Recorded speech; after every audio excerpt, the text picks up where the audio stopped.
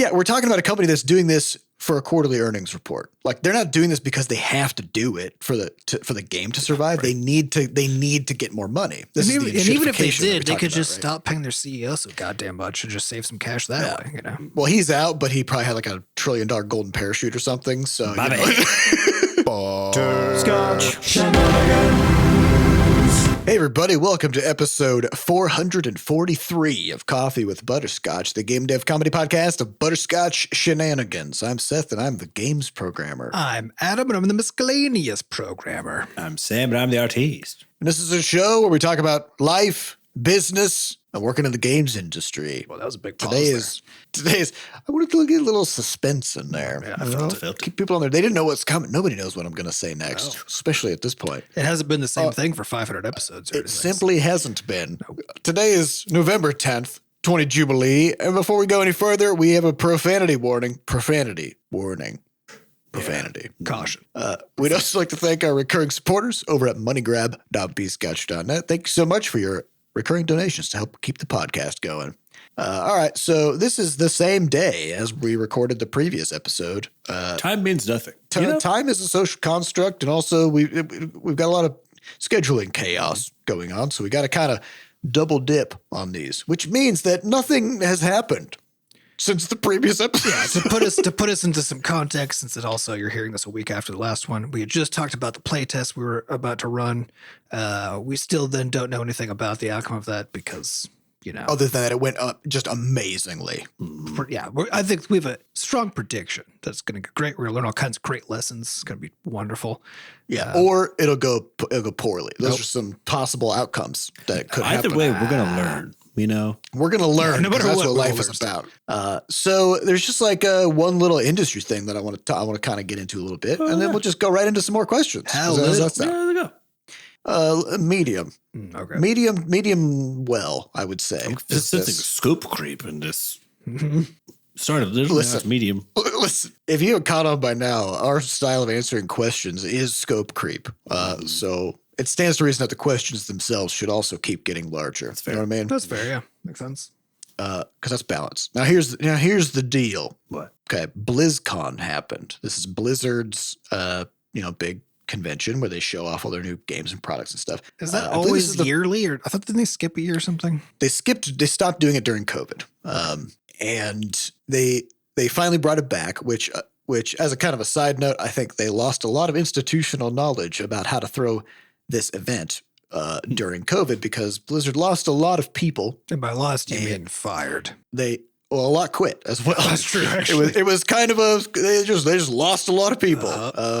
And because they shut down all of their big events, then, presumably they did not keep those people on staff for several years. So the one thing we could say about publicly traded companies is that they do not think in the long term. So just get it done, So I did hear quite a lot of rumblings about how the convention could have used a little bit more organizational prowess. Things were a little janky. People got lost a lot. There were some weirdly long lines for things that shouldn't really even have had lines.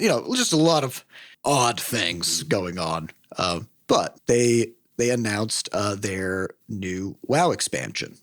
So normally the way that they do this is they just like showcase what's coming in the next expansion and talk about some of the features and stuff like that. Show a cutscene and then move on. This time they announced the next 3 expansions at the same time, which is interesting because they've also for probably like the past 12 years at least, they've been consistently talking about trying to get their expansions out in a faster cadence. Right. So because it's very difficult to like build an expansion for a game that you are also currently patching and changing because the expansion is supposed to, pick up where the previous game left off. It's like it's an add-on to the story, right? And so for the longest time, they'd have this problem where they would release the final bit of content for the current expansion, and then a year would go by before the next expansion comes out, and people just kind of run out of stuff to do over that year, you know? Like they can release stuff and it keeps people busy for a few months and then it's just, you know, it's just boring. It's just the same stuff over and over again, right? So they're like, we got to speed this up. We got to figure out how to get expansions out quicker and make it so we don't have these long content droughts, as they're referred to. So my thinking here is that this is part of that, where they're basically like planning several expansions at once as sort of like a trilogy, basically, with a lot more foresight about where they want to go with it. Right. So that you way can they actually be building the next one before. Yeah, so they can be building the next one while they're currently finishing up the current one. But it's also the case that they've shrunk the expansions dramatically.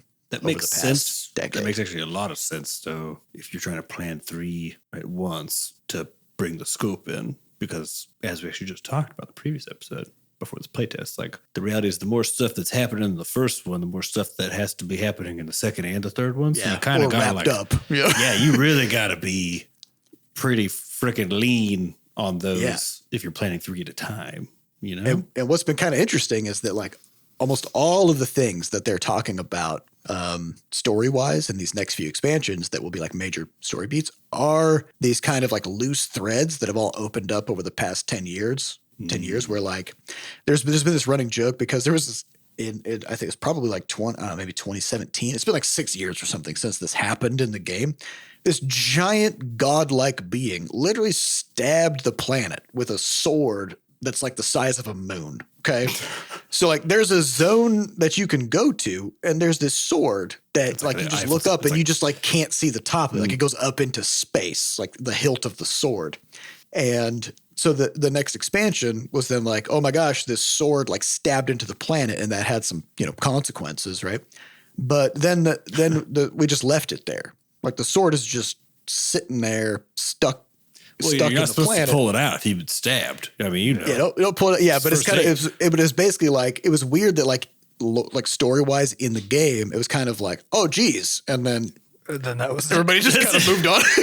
It kind of feels like this kind of Game of Thrones where it's like they open up some interesting new thread and they're just like oh that didn't happen. I don't remember saying that. And so there's this running joke among the WoW developers where people would ask them about the sword and they'd go, "What sword?" Nice. and so actually, like in the new expansion that's coming, they specifically had that sword in the cinematic that they released, and they had like a big statue of it at BlizzCon, and it's like this next expansion is now about the consequences of that actually, and us trying to fix it, and then like. They're tying in all these other story threads that like up until now, it felt like stuff was just kind of happening in the stories with no real kind of like resolution or plan of like where that was going to go. And now they're actually kind of trying to make it cohere better, which is good. All right. But I want to, okay. So they got this sword that's going into space. Presumably this enormous sword made out of like indestructible material, blah, blah, blah. It can support its own weight have to be. Going up in space. So, I mean, that's a space elevator. Yeah. I feel like this could really launch the new space industry. And So why is it there WoW? Why is the next expansion WoW in space? Well, we have already been to different planets a bunch of times, and there's demons that have spaceships and stuff. So, like, we've already been. It's fine. We don't need to go back to space. It's just more demons. There's demons in there. You come back. There's demons everywhere. You go back. You know. I guess also if you the most important thing to know about space too is there's fucking nothing in it, right? So even though demons, the demons are on some planets, you know. That's true. Like, they're not, and even if they are in space, they're so diluted by the sheer scale of space. There's no demons out there, you know.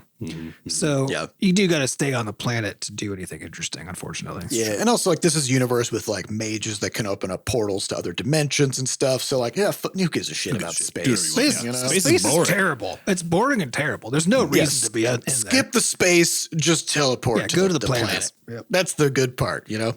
But so with all this stuff, so that's all positive stuff. And I think those things are kind of like taking the game in a pretty good direction. But there's this one thing that they decided to do that is a controversial decision, which is they decided that this next expansion they're going to release with a 3-day early access period for, I believe it's an extra $30.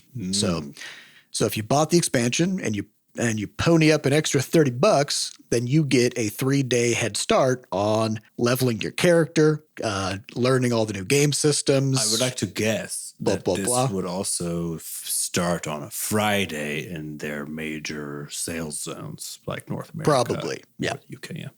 Probably. So this is also did what this- Blizzard, or not Blizzard, what Bethesda did with Yeah. Starfield. Yeah. This is kind of a popular new thing that's starting to happen, which is like, oh, you like cash in on the hype, literally. But like there's people who are hyped to play the game, and you can just move like this is all fake in terms of the game's launch date. The company decides when to launch the game, right? And so like they could just launch it 3 days earlier and let everybody play it 3 days earlier. But they realized that if we just don't do that and just charge extra money, then people will just pay for it. It's like a fast pass, you You know? know, at like a amusement It park, is. right? I think what's fascinating me about this is that historically WoW gets DDoS attacked basically every launch. Yeah. So the thing is, if this is a single player game, maybe one of the or like I don't know how to put it. The reality is that we've talked a lot about server load problems when it comes to launching stuff, right? It's actually not. It's not necessarily a bad idea to have like a phased way. It's a of nice bringing way players to in. to cleave the player base in two to spread out the load. Yeah, which can be great, but also like but has other consequences. yeah, in a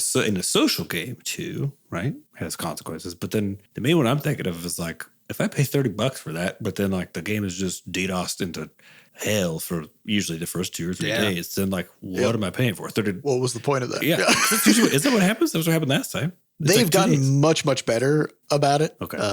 Yeah, they do always get DDoS attacked. Whenever they poke their head out in any scenario, they get DDoS attacked. They also just dramatically increased the incentive for people to DDoS attack. Well, that's what I'm saying. Is like this is inviting that, and like I don't know, because people already did stuff like they take the week off for a new expansion launch because they want to be able to take their time and like see all the things that the expansion has to offer, check out all the new zones, really like watch the cinematics and not just skip past them to make sure you can level fast enough to catch up with your friends, you know, all that kind of stuff. Because it's kind of a weird game because they do tell stories and they do have lots of like great environments and all that other stuff. But it's largely built around this competitive end game scene that is very much a go, like let's kill things real fast, you know. It's basically calm as a single player game and very you can just kind of do stuff at your own pace, and then hyper competitive if you're in that particular if you want to play with kind of think about it like it's a lobby game with these like really intense game modes, but where the lobby is just the world. Yep. And you don't really get to do the stuff until you've hung out in the lobby long enough. And like done, like built up your character and all that stuff. And so the problem now is like Sam was saying, it's a social game. And this is this kind of the worst version of monetizing FOMO, fear of missing out, where like, so I'm in a group of about 25 people and we do these mythic raids, which require 20, right? So we have like our roster of 25. And let's say like 20 out of the 25 all buy that early access thing. So they're all going to be leveling together and they're going to be starting the end game content together. And I will be, if I don't buy that thing, I'll just be sitting there watching them, having a great time. They'll be talking about all kinds of stuff that I don't know what the fuck they're talking about because I can't play. I can't see it, right? And the gamble is that I would feel bad enough about missing out on that and not being included with my friends. In essence, they I would actually pay just $30. charge an extra $30 for the expansion. Is actually what happened, right? It's just charging $30 extra with extra steps, where those extra steps are you feel really bad about yourself. And it's like what bothers me is that this is a very cynical it's gross move, right? It's basically like we can just kind of do this and people will feel bad and they will pay us money to stop feeling bad. I don't know. It's Because really I think what it there's is, always a right? question there for me, which is like, well, I mean, I get that for one. I agree on the angle. Yeah. I think you can take a very cynical angle on it. But I do think there is always that question of basically to what degree, if you're running a business or selling a game or any of that stuff, these decisions about that allow you to in some ways make more money, to what degree are they fair game versus not? You know, because it's like I think about it as it depends.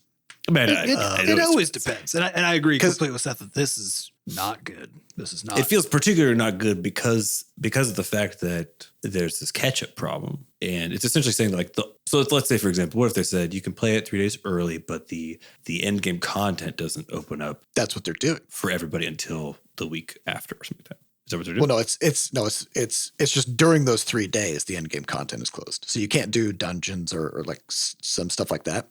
the full season doesn't start until usually like a week or 2 weeks in. Right. But Why the they thing just is, like, delay all of that by like a week so that, you get to play early, but people don't have to then come back in and like. well, because if they did that, then people wouldn't feel so bad about missing out on those 3 days, right? So, Yeah. No, 'cause, like that's- the thing is, like, it's meant to make you feel bad, and then you will pay to alleviate the Yeah, pain. I think like, this to where it me, gets this into, was like- fine with the Bethesda. Like when Bethesda did it for Starfield, like I was mostly just like, oh, this is kind of interesting. I was like, because I just chose not to do it because I was like, if I was it's more about content, it's just like, okay, yeah, You're like, I'll see it when I see it. because I'm a huge, like, I love the Fallout franchise, but I also know that Bethesda's real fucking hit or miss when it comes to games. And so if this was around like the Fallout 4 time when I still like really trusted Bethesda, I would have been spending that money that weekend. I would have actually honestly felt totally fine about it because I didn't trust them anymore. I was like, I'll just wait and save $30, you know? Yep. you don't But have any either FOMO way, about that. I was Yeah, you're fine. missing out a little bit because people are talking about the game, right? But that's a very different thing where people are talking about a single player game and you're trying to avoid spoilers but you also want to be part of the hype cycle, you know? So, Right. But that's so we're very getting into that different. territory where like the monetization aspect of the game is actually impacting the designed experience of the game, right? Where it's because it always does a little bit. Even if you have a game that's pay up front versus not, right? But in the case where you have this full access pass being given to basically early, like paying extra money to get in early, but then everybody else has to catch up anyways, then you do create this really kind of like dirty feeling. Like It's the monetization version of saying the quiet part out loud, which is like, this is them saying, we don't actually give a fuck about whether you're having a good time.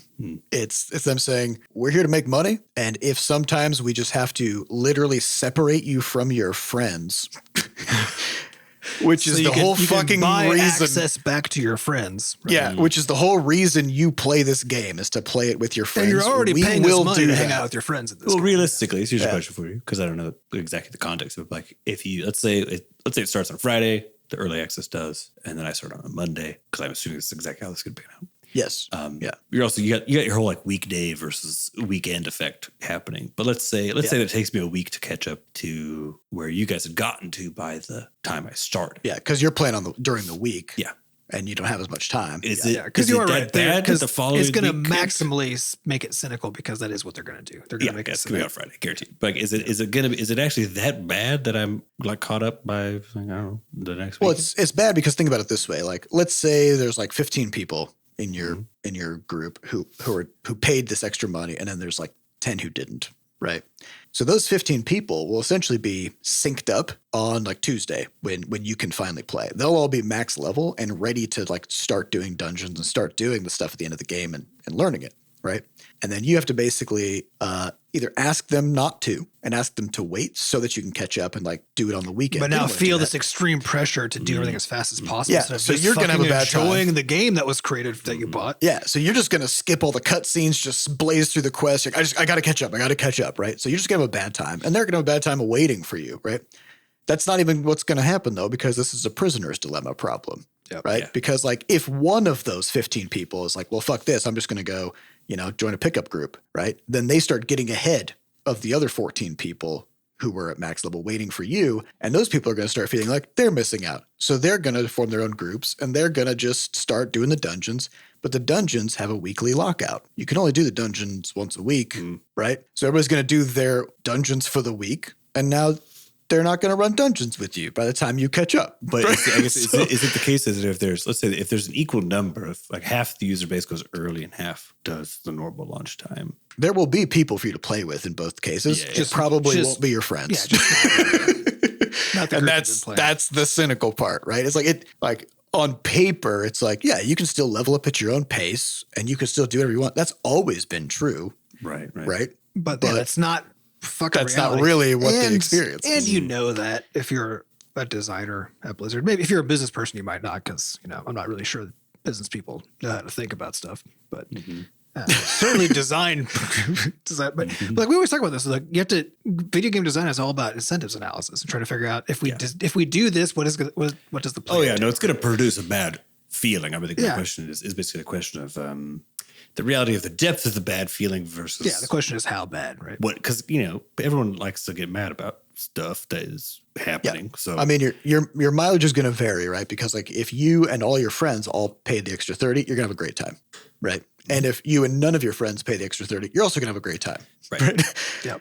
But if there's just about being synced up, one or right? two people, probably like, for people who are like in your camp where this is a more intense, sort of like hobby, like a recreational hobby, basically, because you guys are, you try to function at a really high level with it. It's going to hit that group particularly hard versus, because there's people who, you have people such a play big intensely, pool but of don't people. have a lot of extra cash, right? And so it's like, it is going to be the case that of my group of 25, there's going to be probably about 17 or 18 who pay the extra, and the others, and in many cases, the people in those two groups have historically formed their own groups and played with each other and leveled up together every expansion for the past 10 years. Like that's part of the expansion launch for them is Get back with your doing back with your that with bandmates, that with that group of people, right? And now it's like now they have to decide like, do we donate money to that person so that they can get it?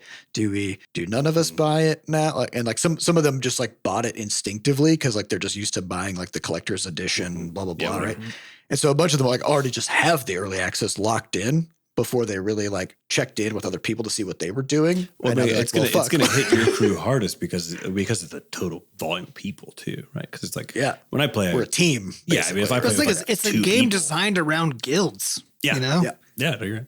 Yeah, it's like this is such a cynical business move to just say like, wow, we can just like separate these people from the people that they really want to play with and then charge them to get back together again. Like, holy fuck. It's really gross. And like they had all kinds of just total bullshit explanations for like why this was a totally fine and good thing to do because they got asked about it on panels and stuff, And, I always find business people trying to explain these things so fucking funny. They're not Because even gonna be the and I'm ones like, to answer. just right? say we it. all it's usually know the real designers who suck answer. at it. Yeah, Just that's say true. it. Yeah. Well, yeah, but the designers aren't allowed to actually explain it, so they're left on the hook trying to come up with bullshit. Yeah, and like, and I think the problem is they can't say it because there's no justification. Now, like, here's the thing: if the game, let's say the game had like not that many players left, and it needed an infusion of cash, and the existing player base loves the game, and they would hate for the game to go away or whatever, right?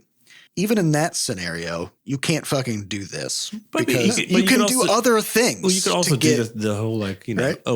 we want to like ease server load. Like we historically have had really rough launches. We're going to ease server load. Yeah. And give some people early access and finish out kind of bug tests. And then we'll do like a shutdown and push a final patch. Just do a random lottery then and like phase people in groups. Because you again, don't like have to pay for it.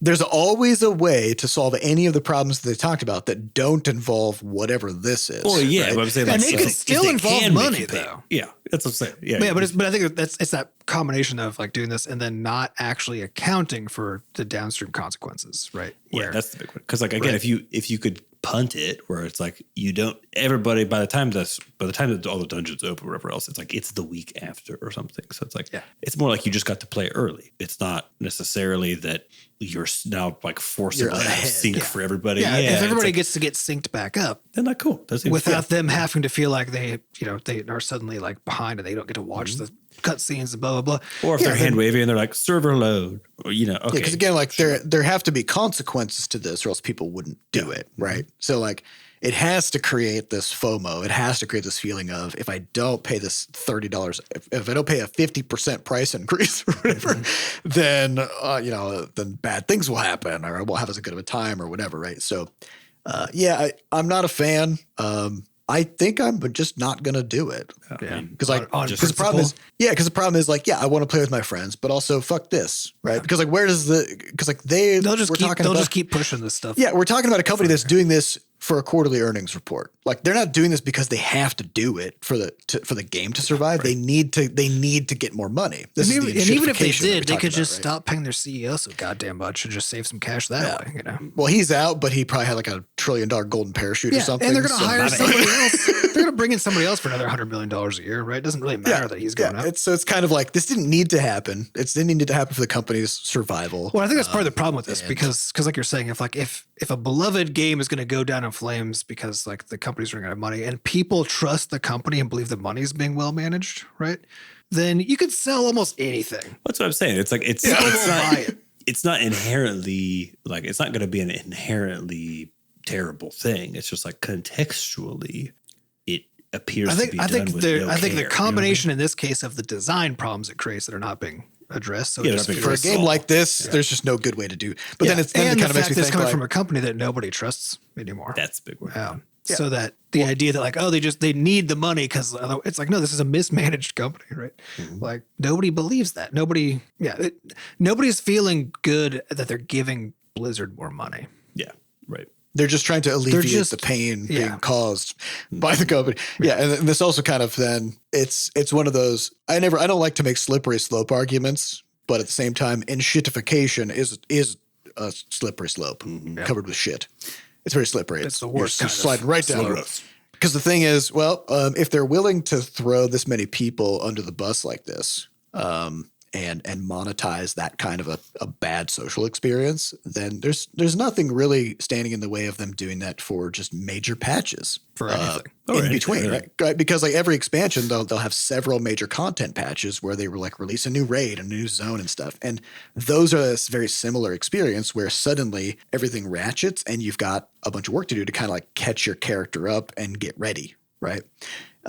There's nothing really stopping them from just taking the same philosophy and being like, hey, we're going to do a $20 early access for each of these content patches, right? Because if they can make a fuckload of money doing it in this one context, they would, from a business perspective, to your point, that like this kind of a thing doesn't have to be.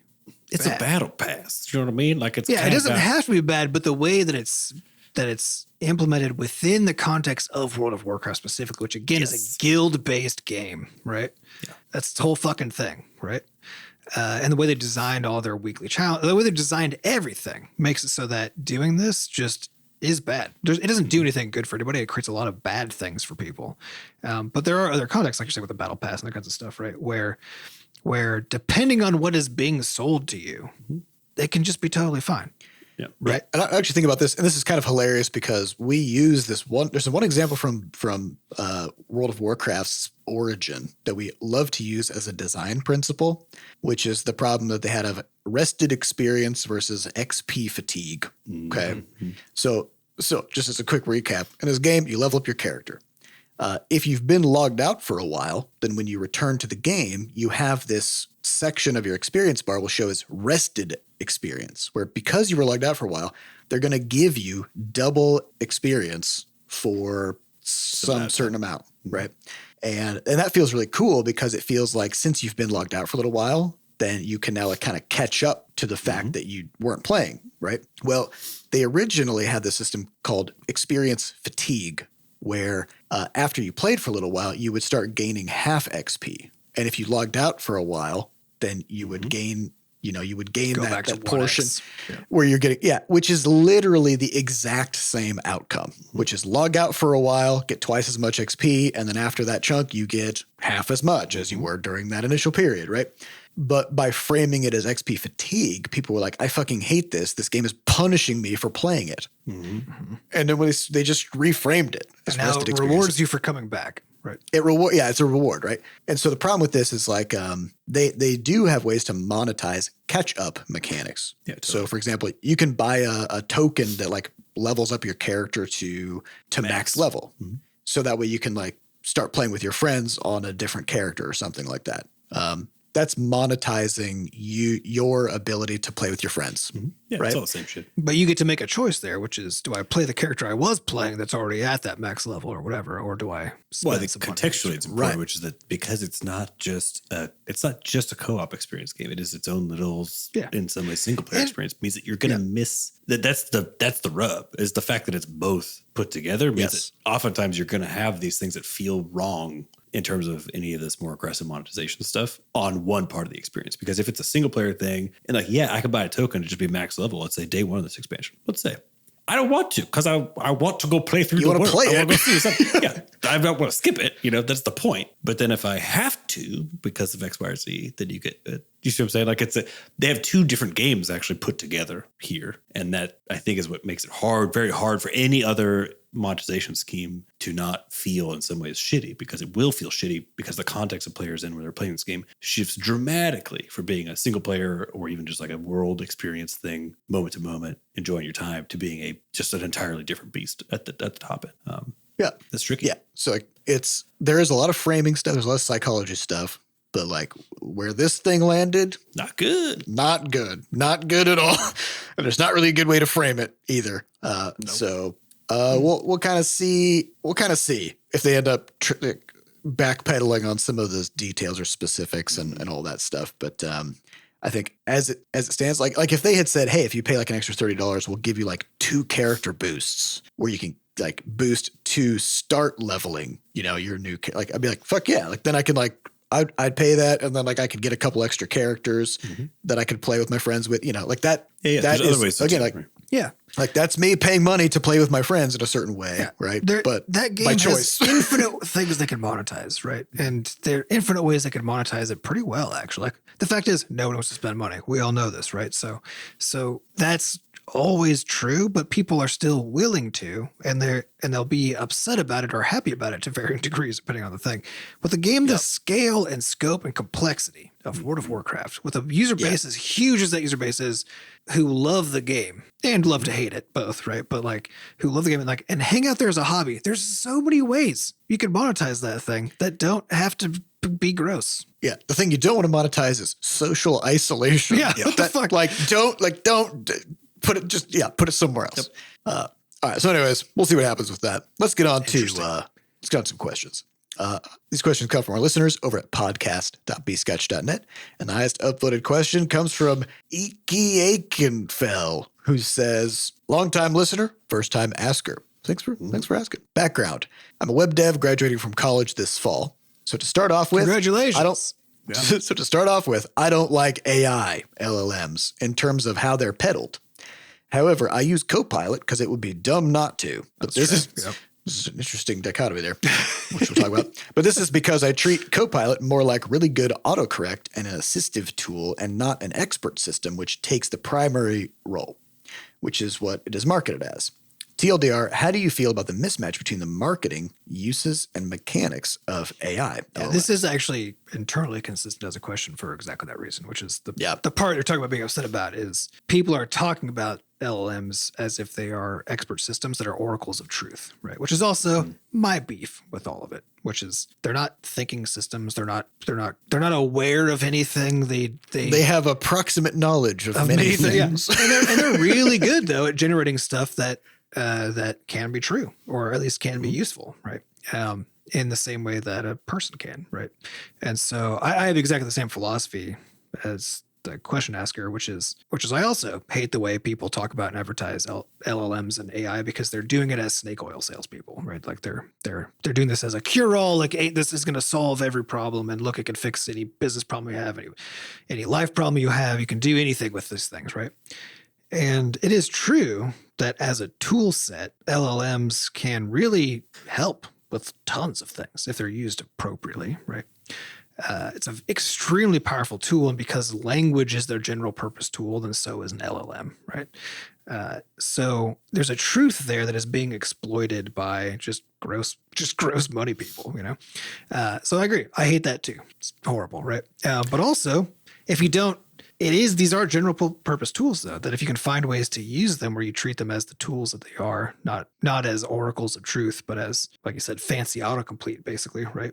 Then you can get an enormous amount of benefit in your day-to-day doing stuff. Whether it's I think there's a middle ground that's way more accurate, though, because I have a very large beef with the concept of it being a fancy autocomplete. Because in my mind, LLMs are people. It's also so wildly off base. In the same way that calling it an oracle is off base. But like calling it a fancy what? Well, it is actually definitionally a fancy autocomplete in that what it does is it predicts the next tokens in a sequence given the prior tokens in a sequence, right? It literally is a fancy autocomplete. It's like we talk about with design. There's this problem with like, as a programmer, you're understanding the functional bits and bobs of what it's talking about. But from a designed experience, the experience of using one of these things is not that I'm interacting with a thing that's statistically placing the next blah, blah, blah. Like, that's not what the experience of interacting with, one of these GPTs is, whether it's code or whatever else. It is actually, I would describe it as accurate to my experience of using it for Copilot.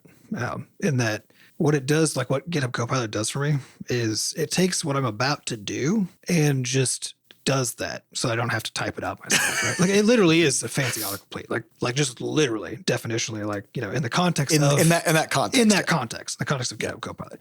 Yeah, there are but other, what I'm there saying are is, other like, things I use it for that I agree are not. But what is it completing is my problem with this, because autocomplete completes words, right? No, Or fixes a word. My problem is, I think it's because like you're thinking of autocomplete a different way than I do, which is, to me, autocomplete is basically taking the thing that I intend to do and then doing that thing for me. And it doesn't mean specifically like put a word in where I wanted to put a word, because that's what we think of, because the old school autocomplete pre-LLMs. Well, this is what I'm trying to say. Acts on a per word basis, but to me, this is just now acting on a per sentence basis or per code block basis, but it's otherwise the same. Well, that's why I think that's my point, though. It's just like it's the same in terms of like you're starting to do a thing and then this thing is able to take over and just do it. But in terms of the complexity of the thing, it's able to take over and do. And again, for when you talk about marketing, like, I think this is the difference to me. Is like when you're talking about a marketing message here that reaches, say, I don't know, regular folks, regular people who don't understand anything about maybe the programming basis of whatever's happening. It is functionally far more like it's far less like autocomplete, which is saying like I typed this word poorly. Typically, I typed this word poorly, and I need something to fix it. Right? That's usually what people mean when they talk about autocomplete, like a text. I would think of that as autocorrect, but which is a different category of thing. Or I guess when you start typing, when you're typing a word and then it finishes it for you in your little as you're texting, whatever. Right? Yeah. But can it accurately guess what you're about to do? Is what? Yeah. But I guess what I'm saying is like the chain that it can add, like the size of that, like you said, it goes from a word to paragraphs of guessing accurately what you're trying to do. I do think the reality is that is so large that calling it autocomplete when it's what is it completing for you, when it's like it's not just completing even a thought, it's completing like essentially a project. This is where a little inaccurate. So this is why I said what I said when I said LLMs are people. If you think about them as people, as in like if you need a person to do something and you can have an LLM do that thing, then you should treat the output the same as if a person had done it. Yeah, right. Agreed. So for example, you can get an LLM that is like a subject matter expert in something, programming or some set of knowledge or whatever, right? If a person is an expert in something, that doesn't mean they're infallible. That just means it often means that they are just spouting complete bullshit. They've got a specific narrow set of biases, right? Yeah. And so the thing is like that is what an LLM is, right? Like if you ask a specialized LLM that's an expert about a thing to do a thing, it's going to do that thing in a kind of a similar way that an expert human would, which means it's going to have errors sometimes. It's not going to be 100% truthful about everything. It's going to misremember certain things. It may write code that doesn't work. Hey, who else writes code that doesn't work? Every programmer ever, right? Like, but I think it's what's also and then you revise it and you fix it. Yeah, right? which is that because the experience of working with them in the case of doing some let's say code in Copilot. I was just the other day because I was working on making some auto hotkeys, right? Really simple stuff, but again, like the extrapolation of it is just really nice, where you can be like, hey, do this thing. And it's like, right, blah, and just does all of it without you having to specify much more. What's interesting to me about this, though, is that in the frame of this question being agitated about the marketing angle versus the sort of, I guess, the facts of the case. There's also when I look at something like, let's say it's like Stack Overflow, which is like previously what you would use essentially as your GPT. Yeah, they're probably not having that good of a time. They're probably not having a good time at all. But actually, there's a lot of like news about that, but the reality was Stack Overflow was decaying rapidly before LLMs hit, and it's actually on its own. Yeah, well, it's actually because the way that it's a design problem, which is the way they've designed that system holds on to outdated information really tightly. That's true, and doesn't do a good job of updating that information. And in fact, sort of culturally and then by design, it actually makes it really hard to get up-to-date information. So it's actually, as a thing, it's been decaying in value over time, just like Google search results, all this kind of stuff. Mm-hmm. Yeah, but I guess what I think about it is like, if you said to me as a programmer, hey, there's this website where you can go and you can just ask any question and you'll get expert opinion or expert advice back about that question. If you're not just told, go look at this other question, like as what happens with Stack Overflow all the time. Then to me, like ChatGPT or whatever else, they have the same, especially when you're using Copilot or whatever else, they have the same thing going on, which is, it's just that it's instantaneous, full context, and what it is that you're like looking at here. And so it's like, it's true that from a marketing angle, the the only way to boil this down to me, like, well, I guess what you're asking for is nuance in marketing, which is not what marketing does. Does that make sense? Well, and it's just a mismatch between the like. I think there's two parts to this though, because the problem is we're talking in really broad strokes here, right? Because the thing that I imagine the question asker is getting frustrated by isn't literally like all of marketing, all LLMs, right? They're probably not mad about Copilot marketing, right? It's probably the same kind of stuff that like the stuff that you see, like the hype, the stuff that's being hyped, right? Outside of tech circles, which is really just like GitHub Copilot basically, right? But outside of, or like Hugging Face, like all the cool stuff is kind of like what the tech scene is looking at, right? It's just like, look how cool all the stuff is, right? But you go outside of that and you go into like consumer land outside of the tech space, and the stuff where the hype is it's like the NFT vibe, right? It's like, it's the stuff that it's being sold there in a snake oil salesman way, right? And if you're already it's being deployed in very strange ways. So like, was it Instagram or somebody just the some stickers? company? Is that weird? No, they just like added a thing, just like my AI, and they just like integrated ChatGPT into it. I think it's on Snapchat, isn't it? Was it Snapchat? Yeah, so, it was something that like a lot of young people are using in particular. It wasn't TikTok, I know that, but and they just like added this when ChatGPT became popular using the API and stuff. And it was just like this. It wasn't an assistant, right? Because like you're just using like a photo sharing app. So like you don't need an assistant. It was like, yeah. And so they just thought it was like, oh, AI is like really cool, and it'll like keep people on our just platform, put it in everything, right?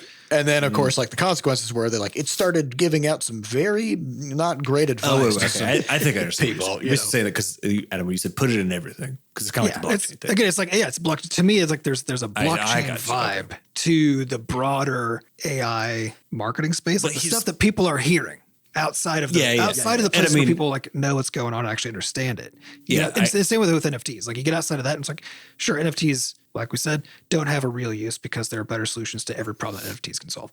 But we can still pretend that they actually have a use case because if you understand how they work, right, then it's a cool, interesting piece of technology. You can imagine ways that would work, right? But as soon as you move outside of that space where you kind of get what they're actually able to do, then it's all just like weird hype stuff that turns into snake oil salespeople, right? Right. But I guess what's weird though is that like for the most part, it is true and useful to have AI integration in like just most fucking things. I mean, like even my auto insurance policy, if they could get going and so I could just ask a question and be like, hey, would this mean? You know, and get like probably an answer. But again, like you need an AI to be like there's times where I'm looking through some like I have a life insurance policy that has like something you can like put extra money into or whatever, like to grow it, you know? But then like the rules about how much I can put in and when and why and whatever are extremely convoluted and are in like a 90-page document, right? And like, you know how I would solve that problem normally is I would call my financial advisor call somebody who knows. Somebody who has read that document, and I'd be like, what the fuck do I do here? And then they would ask me a question like, oh yeah, how much are you wanting to put in? What are and then they would look at the document and verify it. That's just what an LLM does, right? So again, it's like there are so many scenarios where it's something an LLM can do if deployed well and accurately. And it may just lie to you, which is great too. But but again, so may my financial. Yeah, I think just be wrong. That's the discrepancy, though, is because we all know from basically birth, right, that people can be incorrect about stuff. People can be wrong, and the thing, and so the reason that I like to talk about, because Sam, I agree with you that I don't. In my day-to-day experience of using GitHub Copilot, I do think of it as fancy autocorrect. I think we just have different ways to think about it, right? But in other use cases, in like ChatGPT and other kind of stuff, I don't think of it that way at all. It is a miraculously useful technology in a miraculously broad. Yeah, and I agree. It's extremely useful. But that's the only place my beef sits here is like calling it a fancy autocomplete is like. But there's a reason that I like. There's a reason that I like to do that though, because calling it AI, first of all, is just. You can call anything AI because it doesn't fucking mean anything, right? But there's a societal understanding of what AI means. This is not it. This is not it. And the problem with it is that societal understanding of AI is basically oracle of truth. That's what it is. Yes, there's accuracy involved. Well, okay, just to clarify, and like you'll hear this OpenAI, the company, their goal is to create AGI, which is artificial general intelligence. So there's thought of as it's basically a person brain. Yeah. So there's kind of like a few tiers of artificial intelligence that researchers are trying to work their way through. But AGI also is just a made up thing because it doesn't have a unified definition. It doesn't have a unified definition. It's almost like you'll know when you see it. You know, they mean human brain. Yeah. You're not trying to make porpoise AI, right? Like that's not. Yes. Yeah, and so what they're basically trying to achieve then is like, you know, trying to get to this artificial general intelligence, which is something that has all the capabilities of a human brain. However you would try to quantify or measure or define that, but that's the broad goal.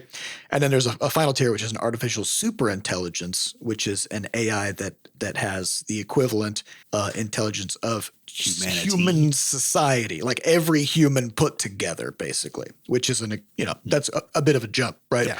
But they're all jumps. But the thing is, like Adam is saying, when people think about what an AI is, they kind of conceive of even something like ChatGPT as being closer to that artificial superintelligence. And it feels like it is, because it is, as Sam was saying. It's really good. Experientially, it is. And I think that's the important. It feels like an oracle. Yeah. But because it is accurate most of the time, you know, with regard to again, depending on how you treat it and the kinds of questions you ask. And that's what the problem is, because we're all actually coming to like ChatGPT and all this kind of stuff as like people who think really carefully about this kind of stuff and who don't just believe stuff that we see and that kind of thing, right?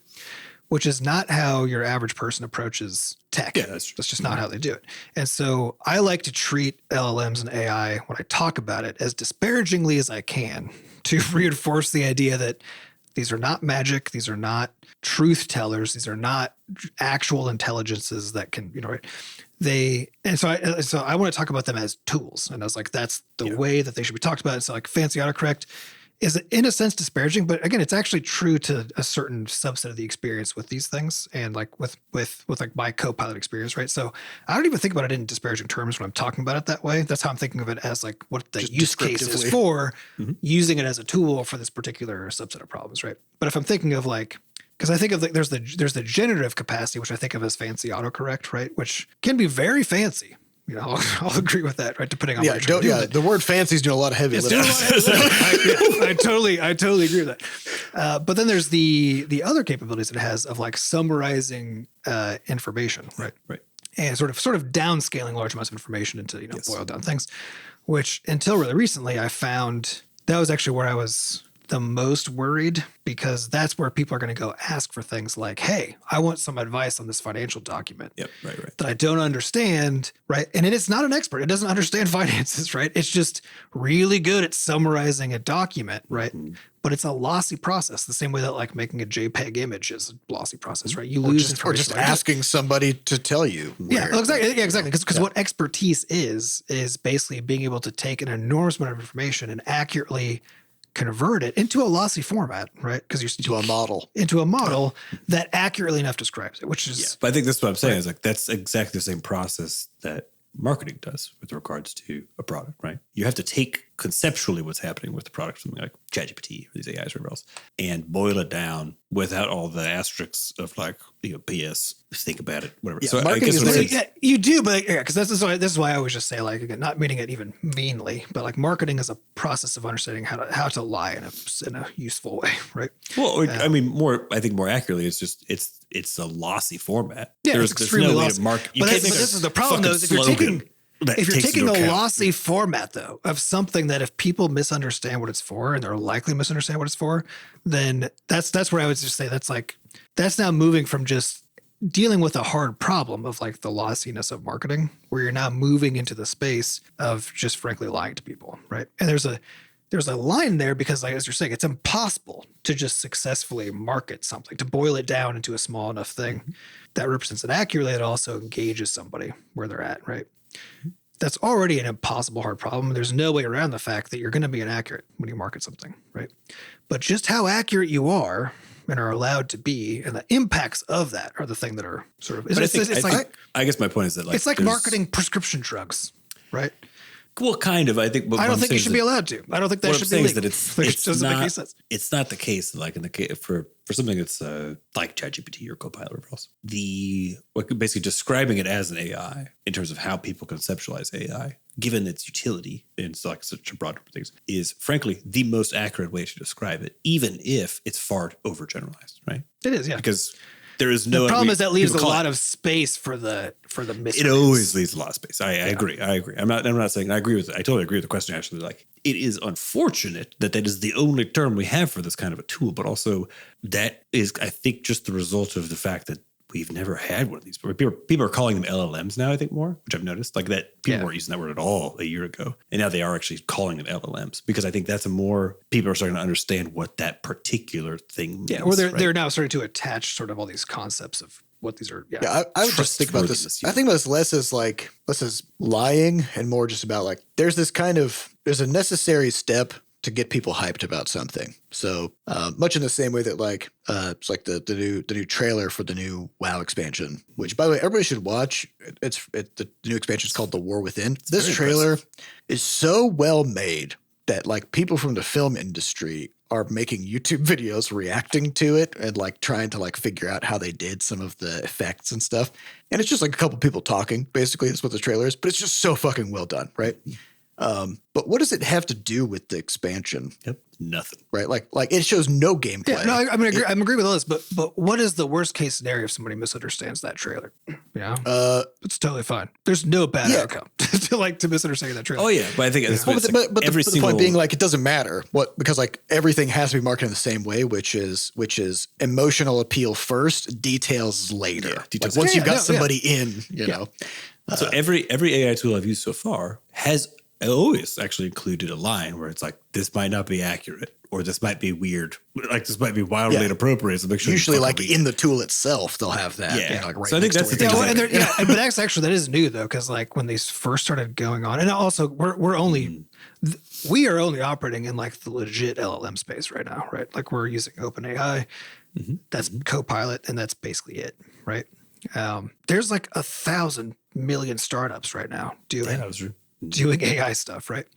And this is not regulated, right? So across the board, they're not doing this, right? They're doing it on occasion when they probably are going to be open to obvious liability if they don't, right? But that's kind of the only scenario where they're doing it because the incentive to treat these things as basically like magic Oracle assistants, right? That's where the hype value proposition is. And so if you can sell that idea, that's what you're going to do. Right. And so I'm kind of, I don't disagree with any of these things. I think to me, the best parallel to this is basically like prescription drugs. Prescription drugs are a tool. They can accomplish a task. Experiments have been done to show exactly what task they can accomplish. Right. The idea of like marketing that on an emotive appeal, which is what other countries don't do this. The United States, for anybody unfamiliar, you can just fucking market drugs to people. You can just do that. But the way that you do it is you basically appeal emotionally. Yeah, it's just marketing. You just show somebody running through a field being so happy despite their psoriasis or whatever, right?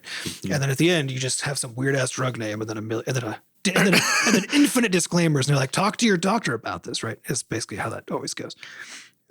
Sure, but same thing applies to like car commercials, right? Or beer commercials, or like any commercial. It has nothing to do with the product. No, it doesn't. But here we're talking about a product where it's a functional utilitarian thing that takes an input, that has a very specified range of what it's for, right? And that's the part that is not being properly respected, because like with a car, you already know it drives you from fucking point A to point B. You know what a car is for, right? The advertisement isn't about that. It doesn't need to be because you already know what it is. But the fact they're selling the experience of owning that car is actually like makes sense to appeal to emotion, right?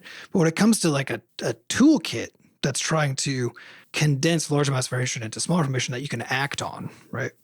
Appealing to emotion there rather than trying to like convey what it can actually do. But this is the problem. The limits of it, But it is a language model. And this is, I think, is the difference. Because if it were just a tool where you had like, I don't know, some fucking UI buttons to press and an input-output thing, whatever. And it did a thing. I would agree. But because, I guess actually I still wouldn't agree because you still have to sell it based on the emotional appeal of doing whatever the thing is that you're doing, right? It's the whole thing about like, I don't sell. Yeah, you can't sell a hammer without having a twangy guitar in your commercial and a guy with like work boots. You can't just show like, it's a hammer and you can hit a nail in with it. Buy the hammer. Yeah, and I agree with this. But it's the reason that we historically have had regulation around how you're allowed to advertise. I think that to me is what mainly the reaction, but which I think is like, again, like I actually in talking with I don't disagree with the sort of the fundamental reality of what you're talking about, which is that they are not. I know that they're not Oracle tools. And I know that people feel like they are, but I think the problem is actually a weirder, deeper one in a lot of ways, which is that at what fucking point could you ever ask a tool anything about anything and get a response back that made any sense? Like if you could go in your fucking, I don't know, in your workbench area, in your garage and be like, hey, Hammer, I was thinking about driving this nail in like this. What do you think about that? And the Hammer's like, honestly, Steve, it'd be better if you went to Home Depot about this particular nail. Yeah. And then like, what? Also, I noticed a little tremble in your voice. You got some stuff you need to work through? Let's talk about that. Are you okay? What's going on? You used a weird emoji just now. It's like, Steve, you kind of slept in today. What's going on? Yeah, I'm with you on that. I just think it's not territory that is going to be able to be. But I think that's the interesting thing about it, right? Appealing, you know no, what I mean? but that's the thing is, it's inherently emotionally appealing Because you can talk to it. Yeah, you Just 'cause don't you have can to. talk to- Yeah, you don't have to lie about it. Yeah. Right. But the thing that is making this person, presumably, and makes me angry and uncomfortable about it is that the marketing is actually lying about it. Again, not Copilot's not lying about it. OpenAI is not lying.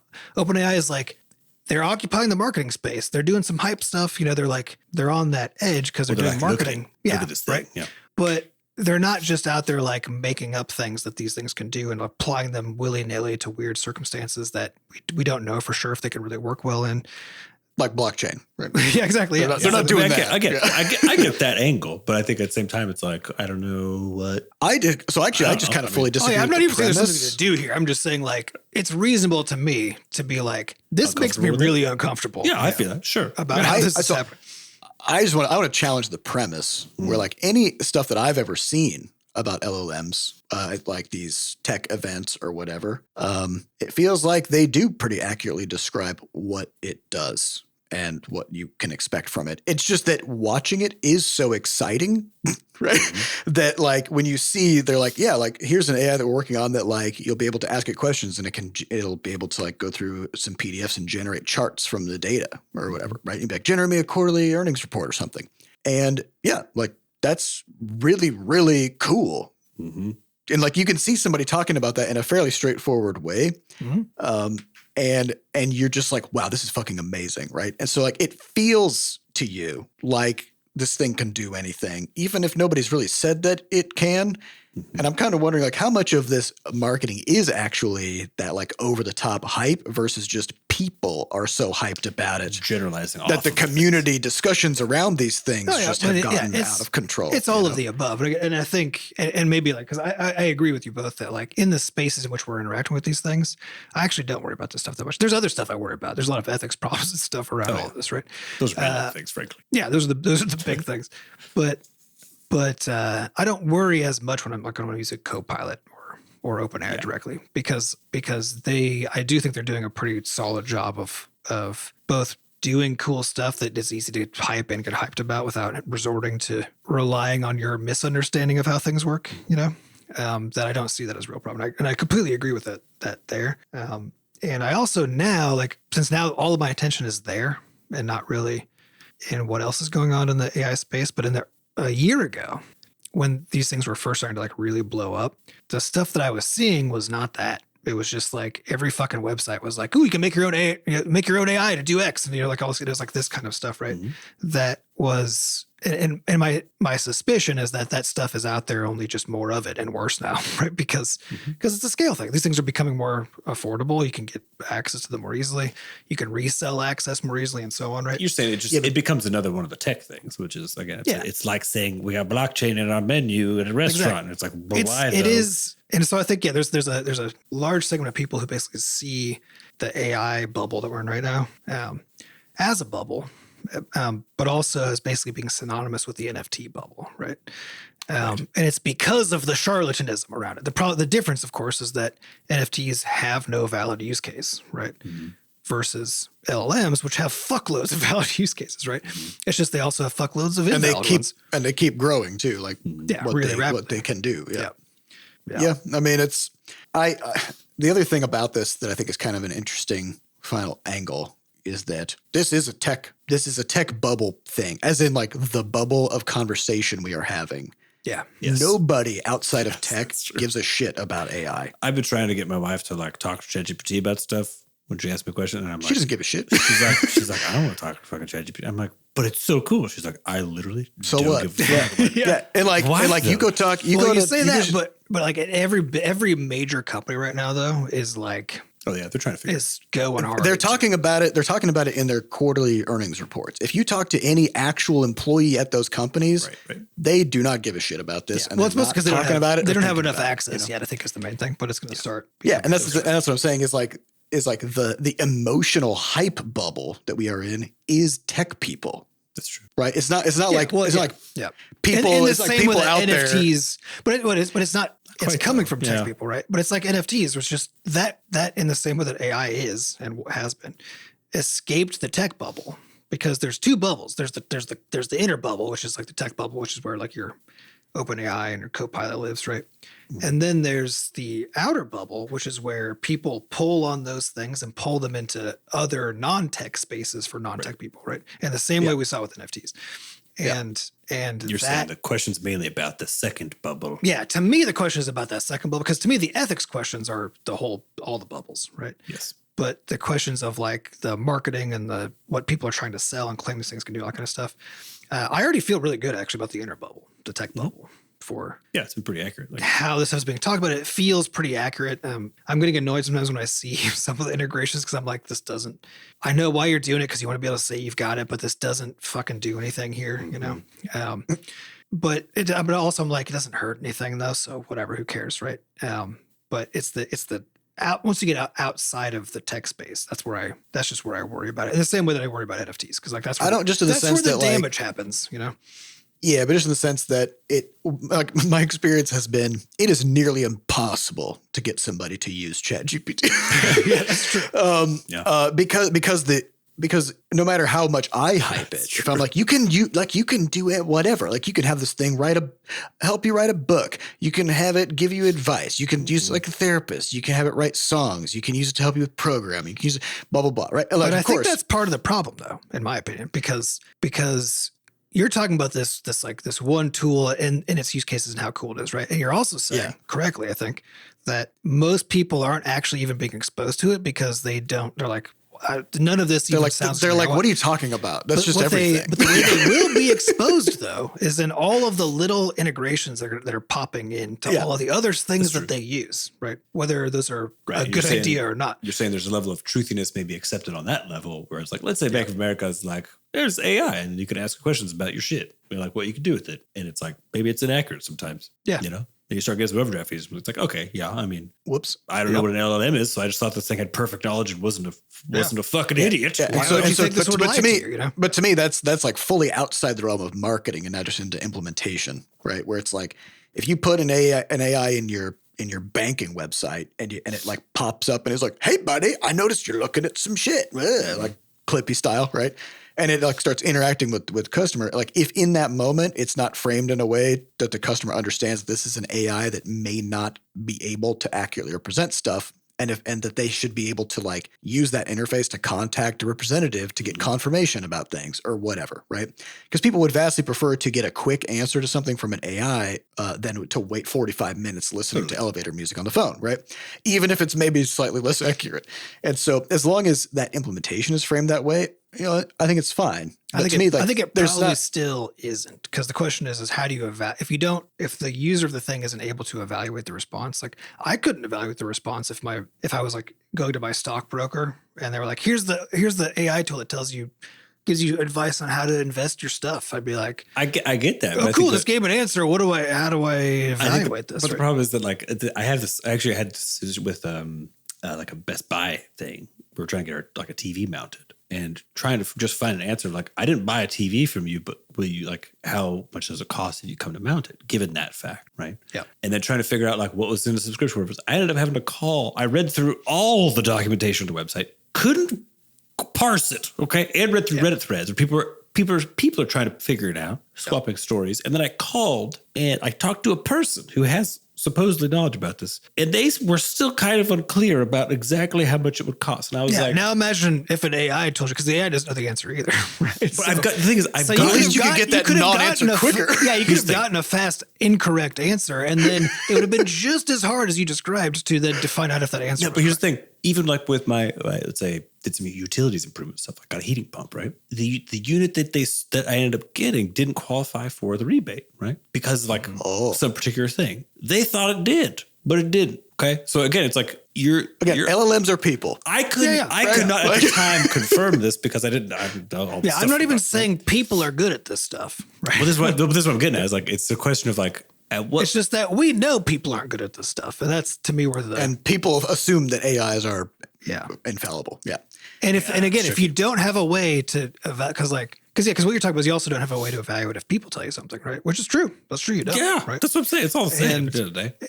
But an LLM is a layer in between the people who are making up the rules, right? Yes. And you, which means that in theory, then the people are who you go to, right? But to evaluate the thing, and they may also be incorrect. But the other like consequence of this stuff is you think about the long-term consequences of like you put the thing good at summarizing information in the middle, right? There are then a couple ways you can treat that. The good one is to say, oh, dope. Let's invest heavily in documentation and just like so that this thing has better answers. This thing has good answers, right? And that's where our investment goes, right? Or you say, oh, now we don't need people or we don't need anything now. We can just like have this LLM that like parses these shitty documents spat out by our legal department, right? Or whatever, right? And then over time, you get actually less useful answers and lose the ability to evaluate them because now the people have all been fired because it's cheaper just to have the LLM do its stuff, right? But I feel like we're already there. So I don't know. Like I know we are. It's just going to get worse. Yeah. We're just in a learning phase. We're like, this stuff is very new. There are people in the tech space who all they do is talk about and think about LLMs, and have a pretty good handle on just how accurate or inaccurate they are. Then you've got people like Adam's saying a little bit outside of that who are starting to get exposed to them, but are assuming that they're all knowing oracles, and those people are going to make some mistakes. Yeah, and they can be costly mistakes depending on. They can be costly mistakes, but hey, new tech. That's how it always happens, right? Because you can't like get people hyped about something while also hedging it with like 1,000 caveats, right? Well, you can. No, you can't. I mean, you can't. I've never been able to. Maybe you go to the moon, but you might explode. Also, it's the vacuum. That is what happens. Sucks up there. It's really when you're going to the moon, that was literally what happened. They were like, but that's not what JFK says. JFK doesn't say like, we're going to go to the moon. You might explode though. Here's 17. Also, it's going to. Here's how much it's going to cost. It's going to cost $17 billion. You, the person he was marketing to, weren't going to the moon. He was just selling you a dope movie. You got to watch somebody else go to the moon. But there was no harm that was going to come your way. I don't know. Yeah, but the astronauts knew what they were getting into.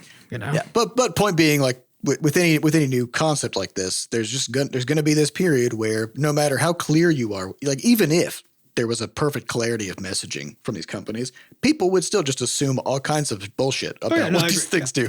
Yeah, and so ultimately, but that's where things need to be then dealt with, right? Is the same with any other design problem. As you say, like, okay, coming in as a person trying to integrate like an LLM into my tool or design something around LLM or whatever, you have to figure out how are people going to meet this and make sure you design it clear. And the problem is that again in that outer bubble, the responsibility's not there. There's people aren't going to take responsibility for stuff, and there's going to be some damage done, and it's going to be unfortunate. But I'm just saying, if people will wise up, an LLM, I guess you can call it a fancy autocorrect if you want, but I mean, no, not autocorrect, autocomplete. Autocomplete. Well, I mean, I'm a regular person. I'm a programmer. This is the same thing to me. The thing is, people are just fancy autocomplete. Well, that's what I'm saying. If you're saying a person is a fancy autocomplete, then again, come on. Again, LLMs are people. That's what I'm saying. People.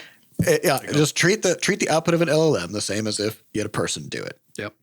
And you kind of just can't go wrong with that. Well, right? Trust it in the same way that you would trust a person. Yeah, assuming that you also don't trust people, because it's really easy to also be like, oh, this person's the expert, so I guess what they say is true, which also is not true. It's not. Yeah, well, it's not true, but also like it's the best you have to work with. Like if Neil deGrasse Tyson tells me something about space, I kind of assume, like I can't get my own fucking space telescope and other stuff, right? Yeah. So like I'm gonna go with him on that, and he might be wrong, right? But but if he tells you something about evolution, because I've heard him talk some stuff about evolution, he's pretty wrong about a lot of that stuff. Yeah, but he's right enough to get the vibe across. And like maybe I'll make some bad decisions based on something he said, and I'll learn from that, and I'll be like, okay, well, it's like with anything, it's all. Yeah. the same kind of stuff. It's just Use your brain. Yeah. Use your brain. Do your best. Try to learn. the If you make problem mistakes, the correct problem it. always when it comes to using your brain is that if you don't expect people to intentionally mislead you or just be wrong, either of those two things, right?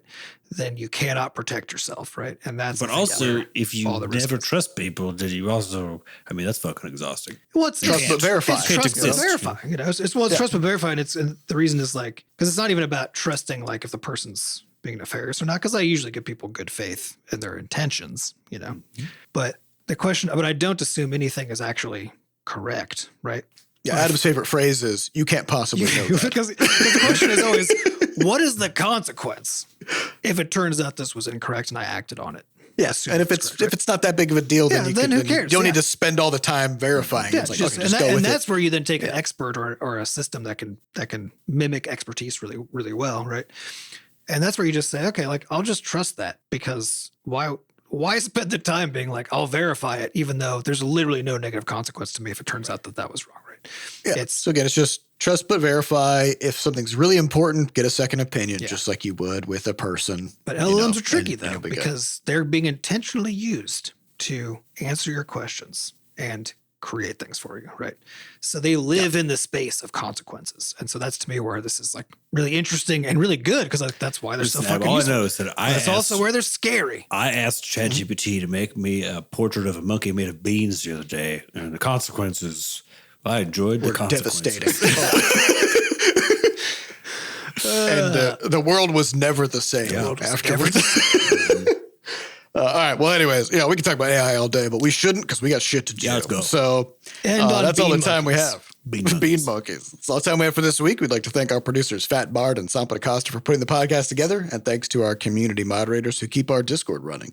To get more involved in the Butterscotch community, you can just go to podcast.bscotch.net, where we have links to the Discord, a way for you to donate, and links to the podcast archives. And as always, if you could head on over to Steam and give Crashlands 2 a wish list, we'd really appreciate that. It helps give the game some visibility and boosts it in the Steam algorithm so more people can see it and have a good time with it. So we would appreciate that as well. Thank you very much, and we'll see you next week. Goodbye. Bye.